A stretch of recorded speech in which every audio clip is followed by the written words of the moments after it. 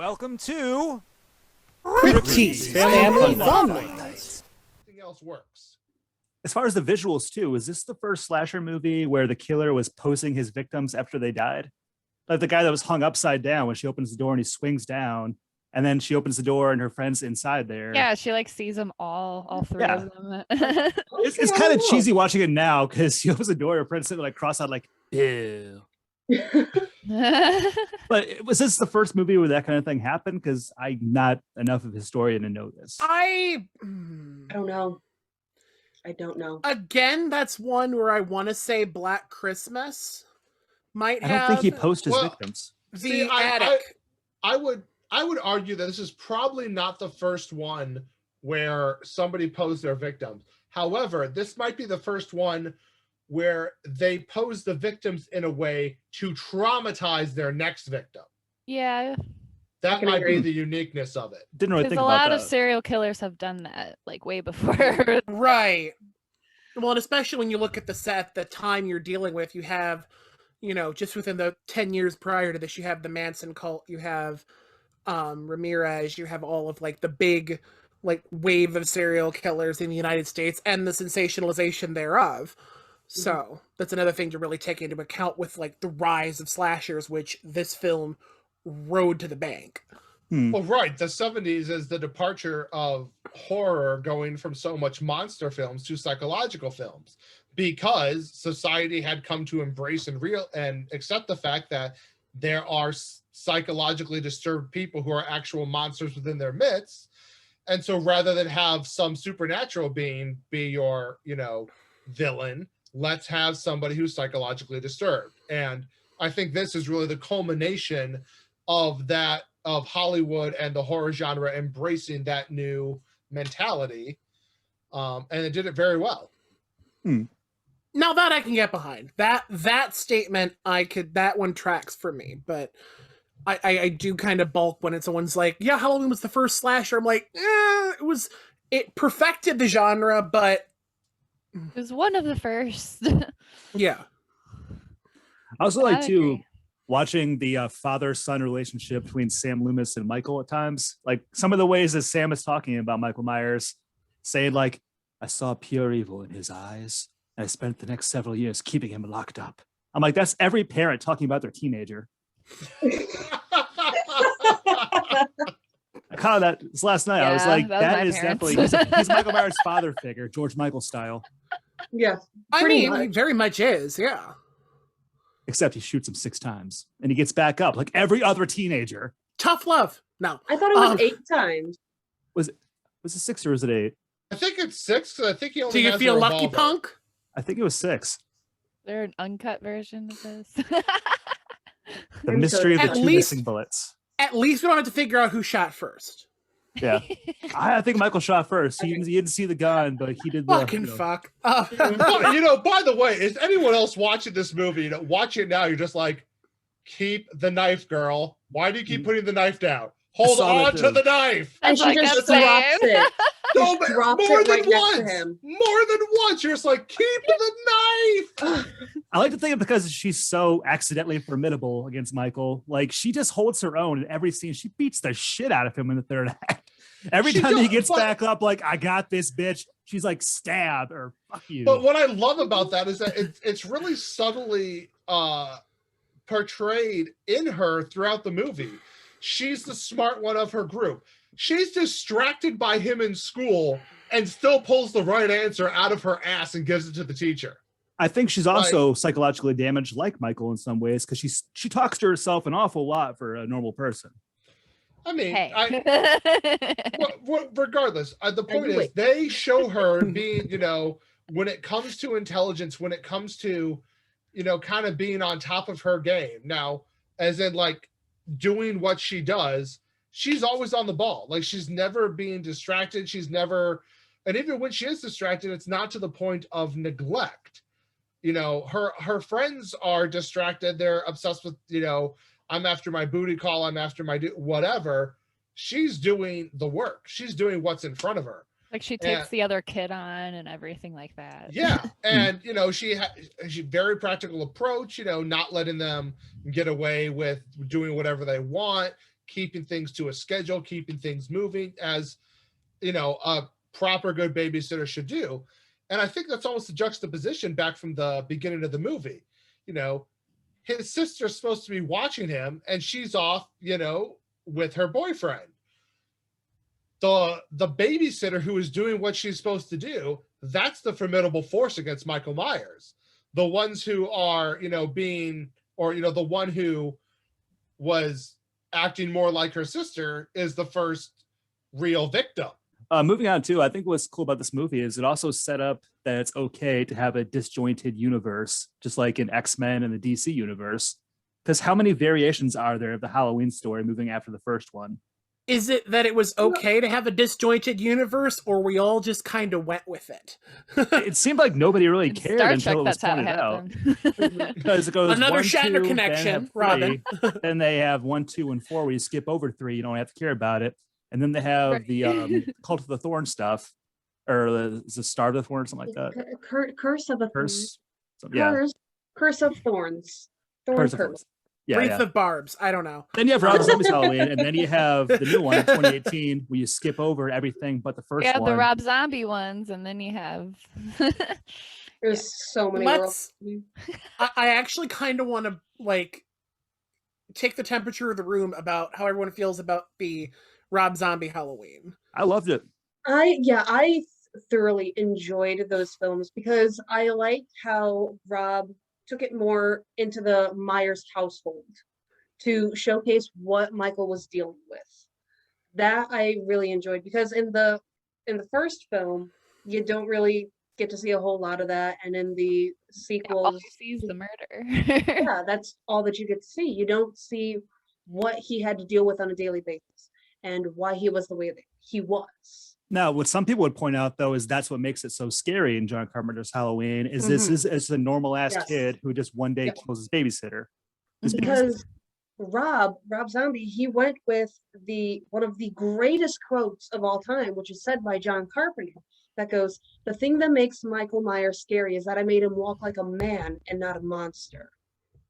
That was a quote that Rob, when he was talking about the film, that he held close to his heart because he didn't want this to be a monster of a man. He wanted it to be a standard man. But he Even did though it cast Tyler wasn't- Mane, who is a monster of a man. A monster of a man and a pro wrestler, I think, as well. Yeah. I mean, I will chime in. I enjoyed the Rob Zombie films when I saw them, but I have not revisited them. So I can't really speak to how well they hold up now, but I remember the first time seeing them that it was like, oh, that's an interesting take. And I think that's a big part of it is that, like, I knew they were supposed to be a different interpretation of this. If they had played it like, oh, no, like, this is what it was supposed to be, if they played that differently, I could see issues. But it's like, everyone's welcome to reimagine something and put their own spin on it. And as long as you're being honest that, like, this is my version, this is how I would have done it, this is my take on it, that's fine. I mean, look how many Now, times Black Christmas is reimagined so far. 3 different versions. Now, again, you may love it, you may hate it, but it's a matter of, it's just that person's perspective. And I feel, you know, particularly as an art form, that's perfectly valid. Yeah. I agree. What'd you guys think of the new one, 2018's Halloween, that continues after the first one and skips all the other all parts of the franchise? I love Doesn't it. it go 1, 2, H2O, and then that one or something? No, this one just No. goes straight from 1 up until 2018's Halloween. Yeah. Oh, It throws all the does- other ones away. When they Yeah. did the remake of it, the original writers, producers, and directors, they all got together for this film. Because after the 78 classic came out, John Carpenter had nothing to do with the rest of the films. Literally did nothing with them because he said, that's not my story. Mhm. The story was just, I just want a man who just kills babysitters. That's it. So when they got together for this new film, they wanted to continue that first story. And I thought that was really awesome, especially when they mentioned the fact of Michael and Laurie being related. And then one of the other kids says, well, that's just a myth that somebody made up. Yeah. I thought that was a cool nod. I I loved it. I enjoyed it. My only kind of qualm with it a bit was, man, that I'm trying to remember the character because I haven't seen it since it was in theaters. So, you know, I got about 3 years now, so bear with me. but I want to say the doctor who just seemed to have a real big hard on for Michael. Oh my like gosh. Oh, that- Zartane, Dr. yeah, Zartane. like Yeah. that was the one part of the film I'm like, that didn't play for me. Everything else about the movie, loved it. That part I was just like, tone it down. That I was agree. every I bet he was fanboy. so He upset. represents every fanboy at a convention walking around Yes. wearing that mask. He literally Yes, puts that on. but- Oh, so this is what it feels like. And we agree that because of so much of a twat, when he gets his head crushed, that was fucking satisfying, was okay? It was very That was- satisfying. He said, "Give me That back was- my mask." That was one of those I was in the theater, crunch. I'm like, yeah! Like, I just marked the fuck out. One thing I didn't like about 2018's Halloween, what's the director's name? Something. David Gordon David Gordon Green. Green. Yeah, David Gordon. I didn't like how Michael killed the kid because he doesn't do that in other movies at all. Like he goes out in part 4 or 5, of course, he goes after the girl, but Yeah. I think it was because I- she was related. Like I don't think he was actually going to kill her. I think that was something that kind of made the 2018 film a little bit more scary, is that Michael was so built with wrath and anger. He literally just gave no fucks. It's like, I'm going to kill everyone and anything in my way. But he I spares the was- baby. Yeah, he keeps the baby, but I was The baby did say, terrified "Hey, when- stop doing what you're doing." If you listen closely, the baby did. does argue. But I was Release the baby cut. terrified when he killed the kid. Because like you said, he didn't do that in the first film, and seeing him do it in the official sequel, it kind of terrified me a little bit. That Yeah. might be the Hey. sign of the times too. Like it's easier to get away with that nowadays. Yeah. That is opposed to the exactly what I 70s. was going to go with. Like, you could Like- not have gotten child killers across the MPAA. in And the way you 70s. did it in the 80s was still like you could barely touch on that with Freddy. You I know, think like- about this, but then I What? think back to the original Frankenstein when he legit drowns a girl. Accidentally. But yeah, and he was kind of childlike himself though. Yeah. Yeah, and I think that's it. I think it's a matter of intent. Well, like Frankenstein wasn't like he was a He's throwing monster, her but he in, wasn't hoping a she monster. swim or Frankenstein was like somebody's Yeah. creation. He Right. A wasn't monster by purposefully evil. circumstance, a monster by proxy, a monster by circumstance. Also, I can't speak to the dates specifically, but you're talking back in the 30s. I don't think the establishment of Hollywood was Yeah. quite in place yet. Where you're having the Okay. kind of studio systems, regulations, like this is what is okay, this is what's not okay. There was still a bit of Wild West going on, and particularly, Yeah. I don't think a lot of that changed until post World War II. Because let me tell you, Probably. there is amazing stuff of a terrifying nature coming out of German cinema of the 20s and 30s. Nosferatu. M. M? What was M? Fritz, is that Fritz Lang directed that? Yeah, basically all the criminals in a town are getting harassed because there's a child murderer on the loose. So they decide to group together to track down the child murderer and put him on trial. And so it's this giant, long, like intense chase sequence. And then a guy losing his mind being like, do you know what it's like to be cursed like this? I don't want to be like this. Like just literally screaming his mind out that it's like, this is torture. I don't want to be a guy who likes killing kids. I don't want to be this way. You don't know what it's like. It's one of the most intense sequences I have ever seen on film ever. It's like It's being a insane. Fall Out Boy fan. You think I want to like their music? God damn it! No, I just do. It's stuck in your head. You can't. This get isn't rid a of it. stage damn arms race. It takes Hey, it if you takes don't a like big Pete Wentz's man. songwriting, you have Chase- to give kudos, man. Chase, man, it takes a big man to admit that. I'm proud of you. Like, Hey, I'm hey, glad hey. you got it off your chest. Wait a minute. Follow you So do, shut up. Banks. What? Follow you do. Their I think 4th album, 5th album. Can't remember. No idea. The You know one you're from, a fan, yeah, Sean. 2009. No, I know Again, I'm old, so like that literally completely skipped me. Like that's your generation. That ain't me. that. Sean saying he's old was the water is wet of this discussion. I'm just going to throw that out No shit. Like my heyday was the 90s. I didn't pay attention to your emo bullshit. Getting this train back on track, even though I totally derailed it. You did. You You That, did. really that was did. on me. That was on me. You really Um, did it. Going back to the movie, is there anything, Jess, you would like to have seen in John Carpenter's Halloween that was missing, or something you would have liked to seen more of? I would honestly have liked to see more of the Michael stalking element.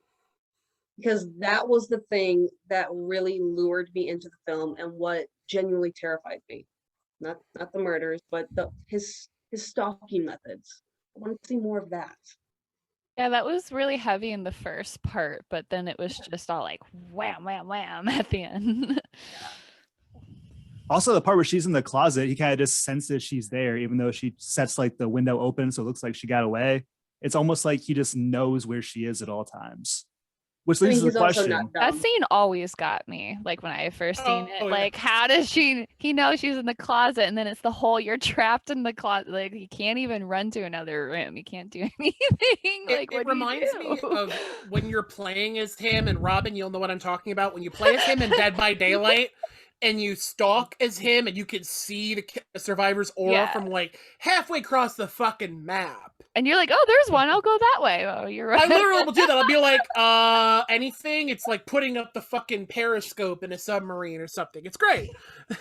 Does anybody else So- have a potential deleted scene they would like to have seen in the movie? Yeah, so something I would have liked to have seen, and I honestly would have liked a little more done with, I would have liked to have seen the hardware store robbery. And they Oh, talk yeah. about, besides the mask, that he stole knives and rope. And it's like, I would have loved to have seen something done with the other knives and rope. Like you never really see him use anything but that kitchen knife. You never see him utilize rope. So it's like, maybe show him, maybe I was show him. wondering with the friends. No, when the guy's swinging upside down when she opens the door and he comes flying down. Right, but like you don't see. I was saying maybe show. I was just gonna say maybe show him stringing use up the for body, it. like show him actually using it. Like I think that would have been kind of cool, and would have kind of reinforced his methodical nature. That would have made him seem more like a man and not a monster, like we were talking about earlier. Like Yeah, Something, exactly. that element. Something I would like to have seen is even just some hints at what Michael was like during the years where Loomis was watching him grow up, seeing that darkness grow and figuring out this kid is A incurable. flashback. No, not even flashbacks, even just Yeah. like a drawing even that he made, or like maybe writing out something like a prompt, and all he can think about or see or even communicate are these dark desires of like ways he would kill somebody, or what he would like to have done to this person back in school when he was an innocent kid. Because he leaves there pretty much knowing exactly how to take people out effectively and how to do all these horrible things. Mhm. And Rob Zombie, he really leaned into that, where it was seeing this kid grow up and communicate that to his mom, especially in that scene where she's visiting him and he's sitting there drawing and then just stabs the nurse in the face. Mhm. It doesn't show any of that in this one. It kind of just Right. goes from 20-year jump to him being just a perfect killer. And I think right there is why we get some brutal privileged hindsight, and by that I mean we've gotten to see so many of these things we would have liked to see in this movie in subsequent Halloween movies. So it's kind of easy to point back and be like, that really, I saw that in this other Halloween that kind of worked. Like that could have worked here. And don't get me wrong, like I agree with you. There's a lot of stuff that could have worked. But despite, while I would have enjoyed those things, given the budget, the time, and what they had to work with, I think this played incredibly well. Yeah. And that was a question too. Do you guys think Michael was supernatural in this movie, or wasn't until the sequels he was kind of a supernatural being? No, he was supernatural because he wouldn't be killed. He kept getting up, and he was kind of referenced as the boogeyman multiple times, like by the kids and the either just her as a babysitter or one of the other babysitters. Partially because of the movie they had on, but he really did get up like what 3-4 times just in that first movie. Yeah. Yeah, I think if there was any doubt to the fact that he was supernatural, after he'd had 6 rounds from a gun falling out of a second story, after being stabbed in the neck, Second after story. being stabbed in the torso, like he's supernatural. Like if that last shot doesn't convince you, I don't know what else is going to. No, it wasn't until like the last shot where you really start to think he's this unkillable being. Because up until then, you could potentially survive all that stuff that had happened to him. Yeah. True. But like that was really the part where I was like, oh shit. Well, Like so I mean, quickly got away with all those wounds. I mean, yes and no. It's like, can you survive getting stabbed in the neck? Sure, if they miss your windpipe in your jugular vein and like the important vein in the aortas. Can you survive getting stabbed in the torso? Yes, depending where it is. Can you survive both those things and then take 4 to 6 gunshots center mass? Highly unlikely. And then you take a fall out of a 2nd-story window. Like, ugh. At that point, the fall's just a fucking vacation. Right? I will say this. I don't know where I I don't know where I fall on the whole supernatural thing. It's But raining men. Hallelujah. God damn it. Hallelujah. You're welcome. Yes. But I noticed something when Michael sits up, and I guess I was in a wrestling mood when I watched this, because I'm like, is that where the Undertaker got that? When he sits up, like, after he's taken a beating and just... Wouldn't surprise me. Because it's because he's, again, this is supposed to be this, like, supernatural, otherworldly character that also has a sordid past that involves parental homicide and patricide and what have you. So it was like, I don't know if I can't recall any interviews, so if anybody knows anything, like, let me know. But, like, I wonder if Halloween is more of an influence on one of the foremost characters in all of wrestling than... Well, I mean, there's William Shatner. There's sci-fi. There's a lot of potential, because there is no doubt the impact and influence this movie had on the entire cultural landscape. Oh, yeah. So we have a question from Jess's Instagram she'd like to answer. Jess, what was the question? Let me find it real quick here. I just have to say, with this movie too, the original Halloween, I'm such a nostalgic nut for the 70s and 80s, and I would still change nothing about this movie. Like, I rewatched it and I'm like, with all the mistakes, it's still one of the most perfect movies I've ever seen ever. What if they Spielberged it and replaced all the knives with walkie-talkies? How dare you? Hey, you know what? Spielberg wasn't afraid to get his hands dirty. Let's talk about that kid with no legs. Wait, what movie was that? Oh, E.T. wasn't always a puppet. Wait, what? Yup. Kid without legs. Not even joking. Have fun with that. Okay, no, you can't just say that and not explain. What more explanation do I need? They just stuff a legless kid into a puppet? Into a suit, basically. Yeah, like, how do you think he's walking around? There is, like, basically, like, this kid with stumps. There you go. Yeah, E.T. Wow. Have fun. I can't watch that movie. I will ruin childhoods. I love to do it. I mean, doesn't Steven Spielberg do that? I can never look at that the same way. You just crystal skulled that movie for me. You're welcome. Back to the question. Jess, what was the question? How the fuck do you follow that? Stumpy kids in E.T. I don't know. Okay, so the question is, what are your thoughts on H.R. Geiger and his work on the Alien movies? I think you should answer that one, because I don't know who that is. The dude that designed the Xenomorph? What? I don't know a lot of stuff. I'm going to pretend like I'm your friend. She's like, I love Alien almost as much as Halloween. I love Metroid, so I do like Alien a lot too. Chase, on behalf of the entire team, you're fucking fired. It's not show, motherfucker. You're fired. You can't fire me. Okay, Jess, why don't you go and answer? I'm not really a huge fan of the Alien franchise, to be completely honest. It's not that I don't have anything against it. I think it's a wonderful franchise, and every single film is absolutely brilliantly done. But H.R. Geiger, his work on Alien it's timeless. It's absolutely timeless, and it's a masterpiece. You are never going to see anything like that again. And I've always admired. You always think of that. Yes, you do. Well, you go straight back to Xenomorph. I think that's the best part of Alien is the art direction from Geiger. And, you know, if there's anything I like the Alien franchise, particularly, I like the first two a lot. There's interesting things in the subsequent ones as well. But that art direction and that introducing me to Geiger's work and then going and exploring that That's the best thing of it for me. Mhm. Geiger is an amazingly demented artist with an intense vision.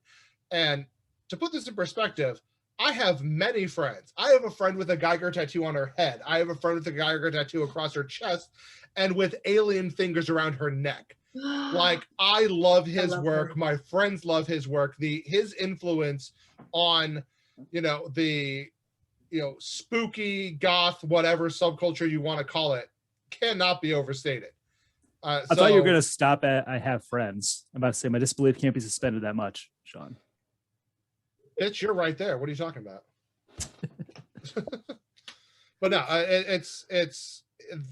that art is just outstanding, and the fact that it has given us so much thereafter, case in point, that he's been used by Tool for album art. He has gone on to have influences, and I think those influences may never have occurred had it not been with him doing Alien. And there you have it. And the details in every single piece that he puts out is fucking astronomically amazing. Oh yeah. Like, to do those fine details and to be able to remake that it's more than talent. I don't know what I would call it, but it is way more than talent. It's amazing. I love it. So can we all agree that that's Chase's homework, is to research H.R. Geiger? Yes. Yes. No, Tom Savini is, bitch. I don't even How Okay, dare you? Look, How after all of dare. the shit that I have been given on this show for not having seen one movie or another, You haven't seen know what? most movies, Lucas. give me this one, motherfucker. Give me this one. Okay, I'll let you have this one. Chase, let's be honest. I guarantee I've seen more movies than you. Hell, there's a possibility I may have seen more movies than all of you combined. But I'll be the first to say I've probably seen less horror movies than all y'all. But I can still talk smack because I know movies. It's like knowing movies is a creature in and of itself, and that translates to pretty much every genre. Well, the difference between knowing movies and knowing every single part of behind the scenes, like I don't care about that aspect nearly as much as the movies themselves. I don't need to see how the meat's made. Well, which I can understand that to a certain extent, but you'll understand when you look into his work, the entire art direction of Alien and that entire franchise is because of him. Mm-hmm. So like it's not a small way where it's like, oh yeah, this guy did the art on this. It's like, no, when you look at his work and then look at Alien, you're like, oh, like everything to do with the xenomorphs is out of this man's head. Got it. Like literally the whole background and like the atmosphere, especially in some of the later ones, I can imagine, like when they're seeing more and they see the other creature, the other aliens and stuff too. Like it's a lot. Does anybody have any recasting ideas? If this movie were to be remade, this version of it, who would you see playing the main roles of Laurie Strode and Michael Myers? Back then or now? Hey. Any casting. Hey. You can't leave Loomis out of this conversation. Oh, yeah, the father figure. If it was being redone today, I would actually do Bryan Cranston for Loomis. Ooh. Okay. I don't know who I'd pick for Laurie, because I like how this was also, wasn't this Jamie Lee Curtis's like first role, like it was role? Yes. It So was. like that was also, I feel like, part of the magic, and she was great. I think I would like to see Chloe Grace Martinez as Laurie Strode. Moretz, yes, thank you. I would really like to see it. She's really been diversifying her catalog, and I could see that working. She has the depth of character to pull off somebody more introspective like this. Yeah. And on that note, like, I am sick of the internet discourse over her portrayal of Carrie in the 2013 remake. I think she was great. I loved it. It was way better than the TV remake. Phenomenal job. That's not a high bar to clear, Chase. I agree with you, but she did good. It was like more of the writing and some of how the movie went. It wasn't like her, she did great in that. It was a good movie. I enjoyed that one. I really like Julianne Moore in that too. I thought she portrayed the psychotic mother very, very well. I know, she's my favorite actress. Yeah, it's really, like, It's like I can with Julianne Moore. It's one of those actresses who it's like even if the movie's mediocre, she's usually pretty good in it. Yeah. I'm gonna throw a modern scream queen in the role of Laurie, and I'm gonna go with Samara Weaving. I could see that. If not Lori, I could see her playing one of Lori's friends. Okay, no, I can see that too. I don't know if I with I don't know. Sorry, my mind goes to movie things with the way her career is going. I don't know that I'd call her a screen queen at this point. I think she's just going to be an actress, and I think she's making good decisions on that diversification. But I could definitely see her nailing a role like this. I mean, she can deliver intense performances. Guns Akimbo puts that out there. I love that movie. Oh yeah, Guns Akimbo, Ready or Not. I love her in The Babysitter. She's the best part of the second film, and you can see my review on that because I fucking did that. But, yeah. Closing out, does anybody have any closing thoughts on Halloween? Beautiful. I was about to say, just what beautiful else can movie. what else can you say? I mean, this film launched John Carpenter's career. He's still going and making music today. He just released a new Lost Themes record through Sacred Bones, and I've listened to parts of it, and he's still got it. 40 some years after these first films that he worked on, between this and The Thing and all that, like he's like. He's just made his bones with this film. But if you love this, you haven't seen much else of his work, change that. Yeah. He is one of my favorite directors of all time. Yeah, I think with this movie just kind of comes down to, what I said earlier, the magic kind of happened, all the right elements fell into place to create something amazing. Yeah. And Jess, what can everybody find you online on social media? So you can find me on Instagram at Jessica Sweet JSS. You can also find me on TikTok as well, Jessica Sweet DC, because I'm a DC fan. You can also find me on my Facebook page, which is just Jessica Sweet. And that is about it. I'm always posting. There's a bunch of new stuff coming out. April 4th, we are going to be launching the Cowardly Dog series for Courage the Cowardly Dog. We will be doing a bunch of different cosplays for that, like Freaky Fred, King Rasmus, oh my god, Black Puddle Queen, and May 22nd, I do believe it is, we will be dropping our American Horror Story series. So there's a bunch of exciting things on the way. This has been Crypt's Family Fun Night. Thank you for joining us. I'm Chase Will. I'm Lucas Lyon. I'm Robin Luddite. I'm Sean Wheeler. And I'm Jessica Sweet. And we'll see you guys next week. Bye, everybody. Bye.